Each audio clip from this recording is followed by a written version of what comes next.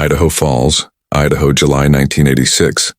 A small city on the Snake River where summers were hot and dry, where families went to the Colonial Theater downtown on Saturday afternoons,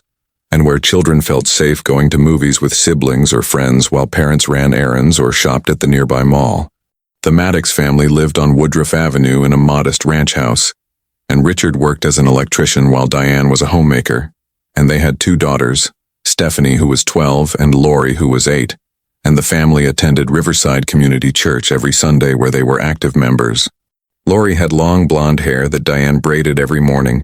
pale blue eyes, and a quiet, shy personality that made her seem younger than 8, and she loved animated movies, especially ones with animals, and she collected stuffed animals that covered her bed and shelves. On Saturday, July 12, 1986, Diane took Stephanie and Lorie to the Colonial Theater for the 1 o'clock matinee showing of An American Tail, the new animated film about a mouse immigrating to America, and Lorie had been excited about it for weeks after seeing the commercials on television. The theater was crowded with families and children, and Diane bought tickets and popcorn, and they found seats in the middle section, and Lorie carried her small pink backpack with her favorite stuffed mouse inside that she had brought to match the movie, and Stephanie sat between her mother and sister. The movie started at 1:15, and the theater darkened and children settled into their seats, and Lorie was mesmerized by the opening scenes, and about 20 minutes into the film, she whispered to Diane that she needed to use the bathroom, and Diane said, "Okay," and asked Stephanie to go with her. Stephanie said she did not need to go and did not want to miss the movie, and Diane hesitated, but the bathrooms were just outside the theater doors in the lobby, and she could see other children going in and out with parents, and she said Lorie could go quickly, but come right back. Lorie took her pink backpack even though Diane said she could leave it, but Lorie always carried it everywhere, and she walked up the aisle toward the exit doors, and Diane watched her silhouette against the bright lobby light as she pushed through the door, and that was the last time anyone saw her. After about 10 minutes, Diane realized Lorie had not returned, and she told Stephanie to stay in her seat, and she went to the lobby and checked the women's bathroom calling Lorie's name, but Lorie was not there, and Diane felt panic rising. She asked the teenage usher if he had seen a little blonde girl with a pink backpack, and he said he had not noticed anyone matching that description, and Diane searched the lobby, checked the concession stand, checked outside on the sidewalk, and Lorie was nowhere. She ran back into the theater and up the aisle, checking every row, thinking Lorie had gotten confused and sat in the wrong seat, and she interrupted the movie calling Lorie's name, and other parents helped search, and the manager stopped the film and turned on the lights. The entire theater searched, checking under seats, in the bathrooms again, in the projection room, in the storage areas, and someone found Lorie's pink backpack on the floor near the emergency exit door at the side of the theater, but Lorie herself was gone. If this happened in your neighborhood, wouldn't you want to know how it was finally solved? Tell us in the comments what city or country you're watching from. It's incredible to see how far these stories travel, and if you'd like to follow more mysteries finally solved through DNA, consider subscribing to the DNA Archives, where every day we uncover another truth time tried to hide. The manager called the Idaho Falls Police Department at 1:50, and officers arrived within minutes, and Detective Carl Jensen took lead on the case, and he was 46 years old with 24 years of experience, and he immediately secured the theater and began interviewing witnesses. Jensen interviewed Diane, asking exactly when Lorie had left her seat, what she was wearing, if she had seemed upset or frightened, and Diane described Lorie's white t-shirt with a rainbow on it, her pink shorts, her white sneakers, her blonde braids, and her pink backpack that had been found. He interviewed the usher and the manager and the concession workers, asking if anyone had seen Lorie in the lobby or leaving the theater, but no one remembered seeing her specifically. The lobby had been busy with people coming and going, and an 8-year-old blonde girl had not stood out. The emergency exit where the backpack was found led to an alley behind the theater, and the door could be opened from the inside without setting off an alarm because the alarm system was broken and waiting for repair, and Jensen realized someone could have taken Lorie through that door. Search dogs were brought in and given Lorie's jacket from home to establish her scent, and they tracked from the theater seat up the aisle, but then the trail split, going both toward the lobby bathrooms and toward the emergency exit, and at the exit, the scent led into the alley and disappeared. Witnesses in the alley were interviewed, And a delivery driver said he had seen a man and a young girl getting into a white van around 1:40, but he had not thought anything of it at the time, had assumed it was a father and daughter, and he could not describe them clearly. The case dominated Idaho news, with Lorie's school photo showing her shy smile and blonde braids appearing on television and in newspapers, and the story of a child vanishing from a movie theater shocked Idaho Falls, where parents had felt their children were safe in public places. Diane appeared on television that evening holding Lorie's pink backpack and begging for her daughter's return, describing her quietness and her love of animals, and asking whoever had taken her to bring her home. And Richard stood beside her, unable to speak, devastated and helpless. The search expanded immediately, with officers checking every business and residence within a 6-block radius of the Colonial Theater, asking if anyone had seen Lorie or noticed the white van, but leads were scarce and descriptions vague. Detective Jensen investigated the broken emergency exit alarm, questioning why the theater had not repaired it, and the manager said they had been waiting for parts, and Jensen realized someone might have known about the broken alarm and used it to take Lorie without detection. He interviewed theater employees, asking if anyone had mentioned the broken alarm to outsiders, or if anyone had been asking questions about the theater layout. But employees said the alarm issue was not secret. Regular patrons might have noticed it was not functioning. The investigation focused on known sex offenders in the area, and Jensen interviewed several men who lived within 20 miles of Idaho Falls, but all had alibis or were quickly cleared, and none owned white vans matching the witness description. Diane and Richard were interviewed extensively about their lives, their finances, their marriage, and Jensen asked about enemies or conflicts, anyone who might have reason to target their family, but the Maddoxes seemed ordinary, no obvious motive for someone to take Lorie. They were active members of Riverside Community Church, and Jensen interviewed Pastor Michael Brennan and other church members, asking if anyone had shown inappropriate interest in Lorie or other children. But everyone said the church was close-knit and safe, and no concerns had ever been raised. Stephanie struggled enormously with guilt. She had refused to go to the bathroom with Lorie, had wanted to watch the movie instead, and she blamed herself completely, and Diane tried to reassure her, but Stephanie developed severe anxiety and nightmares. Weeks turned into months, with massive searches of rural areas around Idaho Falls, with volunteers checking barns and abandoned buildings, with helicopters searching the desert and foothills.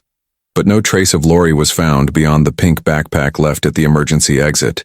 The case went cold by the end of 1986, with no suspects, no credible sightings despite national media coverage, and no physical evidence beyond the backpack and the vague witness account of a white van, and the Maddox family was left with devastating uncertainty. Diane kept Lorie's bedroom exactly as it had been, with stuffed animals on the bed, her clothes in the closet, and the empty spot where the pink backpack should have been, and she would sit in there for hours talking to Lorie, praying she was alive somewhere. Richard threw himself into work,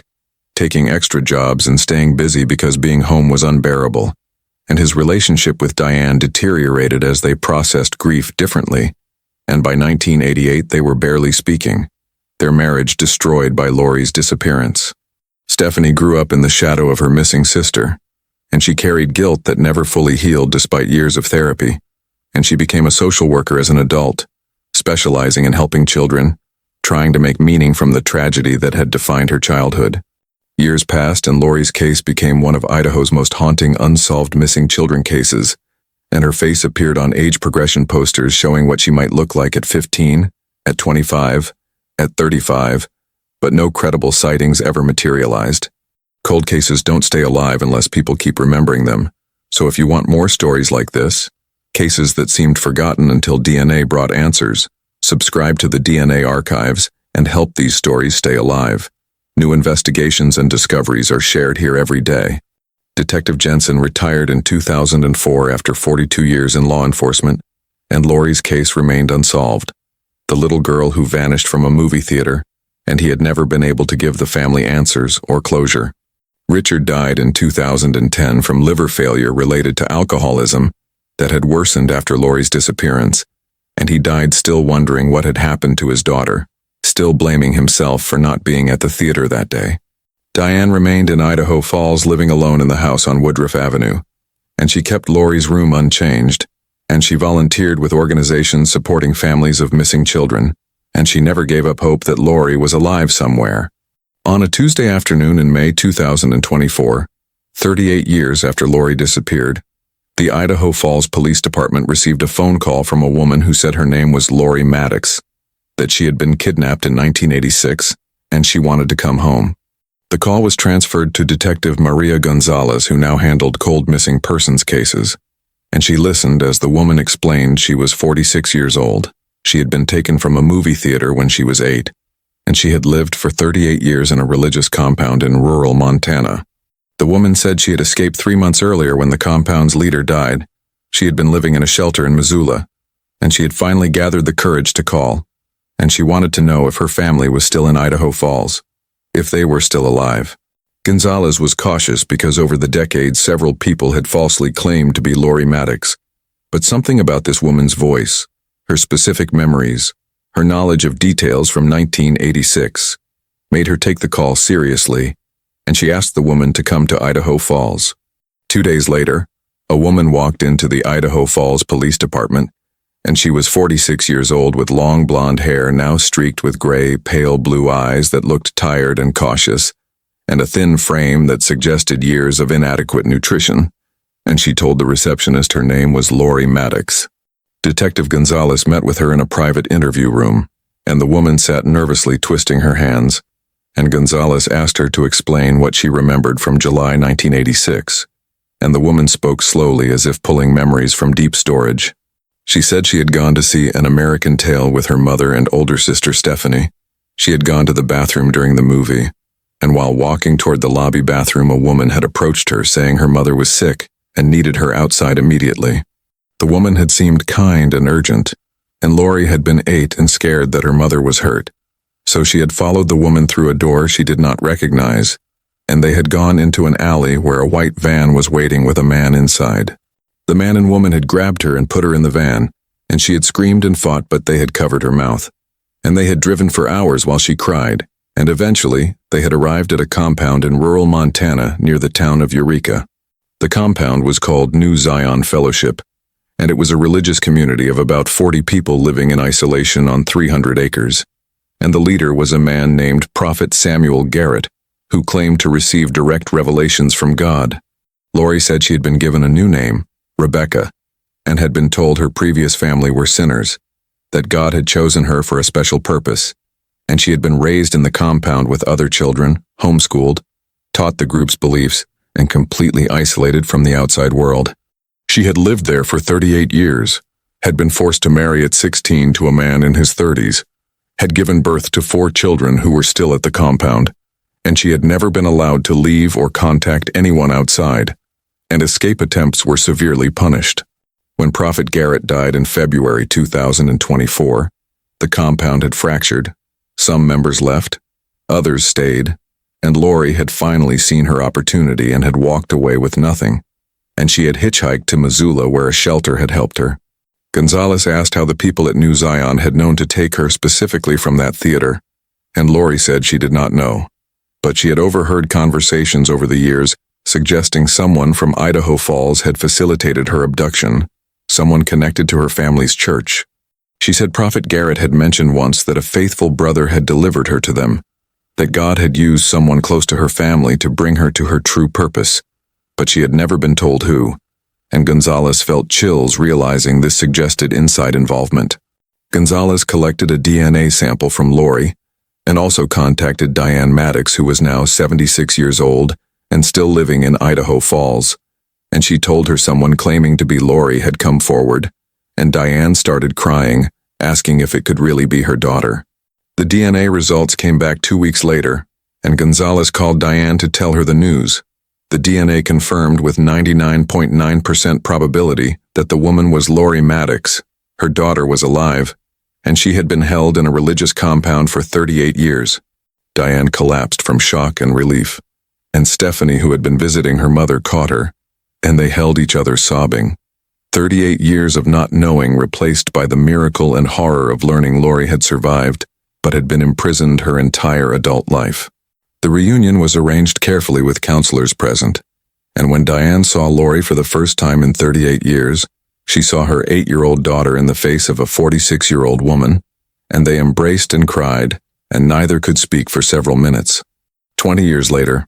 one overlooked fragment changed everything, and that's what we explore here. The moment science meets persistence. So if you're new here, subscribe so you don't miss the next story where DNA finally tells the truth. A new case drops every day on the DNA archives. Stephanie met Lorie and struggled to reconcile her memories of her little sister with this middle-aged woman who had lived an unimaginable life. And Lorie barely remembered Stephanie. Her childhood memories were fragmentary and confused after decades of indoctrination. Gonzalez began investigating New Zion Fellowship and Prophet Samuel Garrett, and she discovered the compound still existed, though membership had declined, and several former members had come forward after Garrett's death reporting abuse, forced marriages, and child exploitation. She also investigated the connection to Riverside Community Church in Idaho Falls, and she reviewed the original case file, finding that Pastor Michael Brennan had been interviewed in 1986, but had provided no useful information and had seemed genuinely concerned about Lorie's disappearance. Gonzalez discovered that Brennan had left Riverside Community Church in 1990 and had moved to Montana, and further research revealed he had joined New Zion Fellowship in 1992, and he had lived at the compound until his death in 2015. The revelation that Pastor Brennan had been connected to the compound that held Lorie was shocking, and Gonzalez began investigating whether he had been involved in her abduction, and she interviewed former New Zion members asking about Brennan's role in the community. Several former members said Brennan had been a senior leader under Prophet Garrett, had been responsible for recruitment and bringing new members to the compound, and one woman said she had overheard Brennan talking about delivering children to the Fellowship for God's purpose. Gonzalez obtained warrants to search New Zion Fellowship property and to access any documents or records from Brennan's belongings, and what she found was devastating. Journals and letters proving Brennan had orchestrated Lorie's abduction as part of his devotion to Prophet Garrett. In his journals, Brennan had written that Prophet Garrett needed pure children to raise in the faith, untainted by the outside world, and Brennan had identified Lorie as suitable because she was quiet and obedient, and from a faithful family that would not suspect him. He had planned the abduction carefully, had learned about the Maddox family's routines, had known they went to Saturday matinees, and he had coordinated with 2 compound members who had waited at the Colonial Theater for his signal about which child to take. Brennan had called them from a payphone when he saw the Maddox family enter the theater, had described Lorie's clothing and braids, and had told them about the broken emergency exit alarm, and the compound members had entered the theater, approached Lorie, and taken her through that exit. The journals revealed Brennan's twisted justification. He believed he was saving Lorie from a sinful world, giving her to a community where she would serve God's purpose, and he had felt no guilt, only satisfaction that he had successfully delivered a child to the prophet. Gonzalez was devastated having to tell Diane that Pastor Brennan, the man who had counseled their family, who had prayed with them after Lorie disappeared, who had seemed so concerned and supportive, had been the one who orchestrated her daughter's kidnapping. Diane screamed and collapsed. The betrayal was so profound she could not process it. This man had stood in their home, had held her hands and prayed for Lorie's return, all while knowing exactly where Lorie was and what he had done to their family. The community of Idaho Falls was shocked learning that a beloved former pastor had been involved in child trafficking to a cult, and Riverside Community Church issued statements condemning Brennan's actions and cooperating fully with the investigation. Because Brennan was dead, he could not be prosecuted, but Gonzalez charged 3 former New Zion members who were still alive with kidnapping and conspiracy, including the woman and man who had taken Lorie from the theater in 1986, and all 3 were arrested. Lorie struggled to adjust to freedom after 38 years in captivity, and she had never used a cell phone, had never driven a car, had limited understanding of how the modern world functioned, and at 46, she was learning things most people learned as teenagers. She grieved for her 4 children still at the compound. They were now adults aged between 22 and 28, and they had been indoctrinated their entire lives, and while she had tried to contact them, they refused, believing she had abandoned the faith and betrayed God. Diane tried to help Lorie rebuild her life, but the gap between them was enormous. Lorie had missed everything, had no shared memories of the past 38 years, had lived a completely different existence, and building a mother-daughter relationship as adults was painful and difficult. Stephanie connected with Lorie more easily, perhaps because their relationship had less weight of expectation, and she helped Lorie navigate practical things like opening a bank account, getting identification, finding housing, and learning to function independently in society. The trial of the 3 compound members began in November 2024, and Lorie testified about being taken from the theater, about the decades of captivity, about forced marriage and exploitation,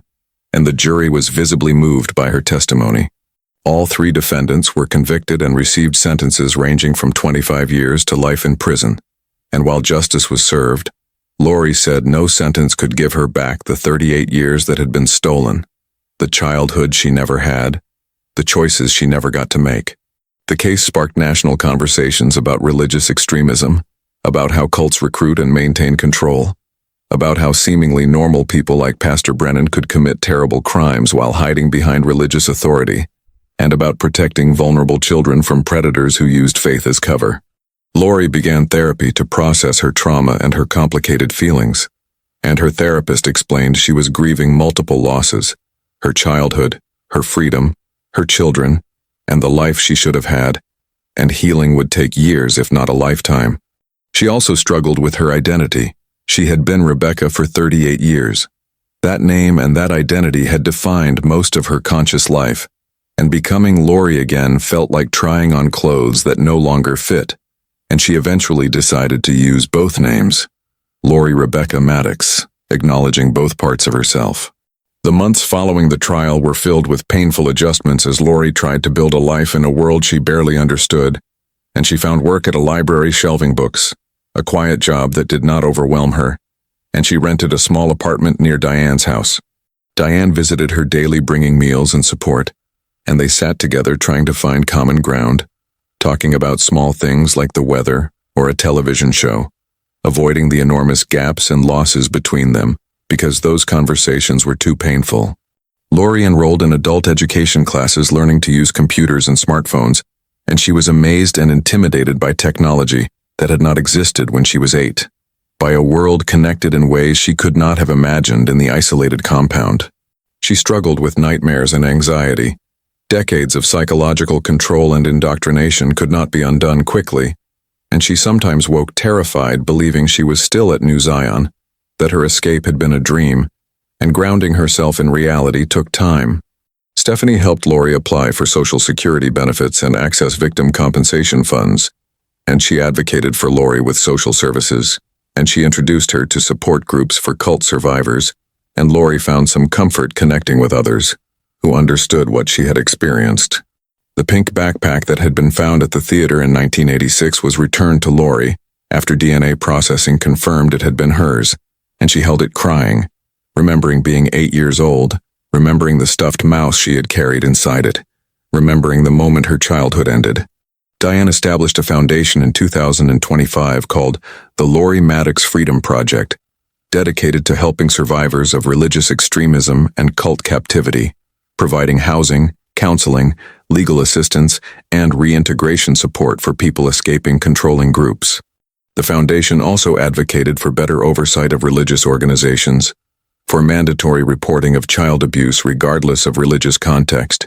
and for laws protecting children from being isolated in compounds where abuse could occur without outside intervention or detection. Lorie became a spokesperson for the foundation despite her shyness and discomfort with attention, and she spoke at conferences about her experience, about the decades of captivity, about the betrayal by someone her family trusted, and about the possibility of recovery even after unimaginable circumstances. She emphasized that cults did not always look extreme or dangerous from the outside, that leaders like Prophet Garrett and recruiters like Pastor Brennan seemed normal and faithful, and that vigilance and questioning were necessary even within trusted religious communities. The documentary about her case was released in 2026 titled Stolen Innocence: The Lorie Maddox Story, and it detailed her abduction, the decades at New Zion Fellowship, Pastor Brennan's betrayal, and her escape and recovery, and it sparked conversations about religious accountability. Lorie's children from the compound remained at New Zion despite her attempts to reach them, and that ongoing loss was perhaps her greatest pain, knowing her children were adults now, indoctrinated and unreachable, believing lies about her and about the world, and she could not save them. Diane's health declined in 2027 with heart problems and diabetes, and knowing her time was limited, she spent as much time as possible with Lorie, telling her everything she could remember about Lorie's early childhood, about the girl she had been before she was taken. She showed Lorie home videos from the early 1980s, grainy footage of birthday parties and Christmas mornings, and Lorie watched herself as a toddler, as a young child, trying to recognize that blonde girl who became Rebecca, and was now trying to become Lorie again. Diane died peacefully in March 2028 at age 80, and Lorie was devastated. She had just found her mother after 38 years and lost her after only 4, and she spoke at the funeral about her mother's strength, her decades of searching, her role in helping Lorie rebuild her identity. She was buried at Rose Hill Cemetery, and Lorie visited the grave weekly, bringing flowers and talking to her mother about the small victories and struggles of daily life, about learning to be free, about trying to forgive herself and others, about surviving. Stephanie became Lorie's closest family, and they met regularly for coffee and walks, and they built a relationship that honored both the sisters they had been and the women they had become, and Stephanie helped Lorie navigate a world that felt foreign and overwhelming. Lorie continued therapy into her 50s, working through layers of trauma, and her therapist said recovery was not a destination but a process, that healing from 38 years of captivity would take a lifetime, and Lorie accepted that some wounds would never fully close. The story reminds us that time doesn't erase truth, it only delays it. And if stories like this move you, if you want to see more forgotten cases finally solved through DNA and advancing technology, subscribe to the DNA Archives, where new stories are shared every day. It's free, and it helps these stories reach more people who still believe in justice after decades of silence. And it reminds us that some missing children do return, that survival is possible even after unimaginable captivity, and that religious authority must never shield predators from accountability. Lorie Maddox was 8 years old when she vanished from a movie theater in Idaho Falls, taken by people who claimed to serve God, but served only a manipulative prophet, betrayed by a pastor her family trusted, and held captive for 38 years in a compound where she lost her childhood, her freedom, and her children. Not as a tragedy alone, but as a testament to resilience and the possibility of escape, as proof that even after decades of indoctrination, freedom is possible, as inspiration for investigating religious organizations that isolate children, and as validation that survivors deserve support, not judgment, regardless of how long they were held. Her pink backpack preserved the memory of who she had been, and that backpack waited 38 years until she returned to reclaim it. And in the end, her story became not about the years that were stolen, but about the strength required to rebuild, proving that some people do escape, that some missing children do come home, and that even after a lifetime of captivity, reclaiming identity and finding peace is possible, though never easy, and justice matters even when it comes decades too late.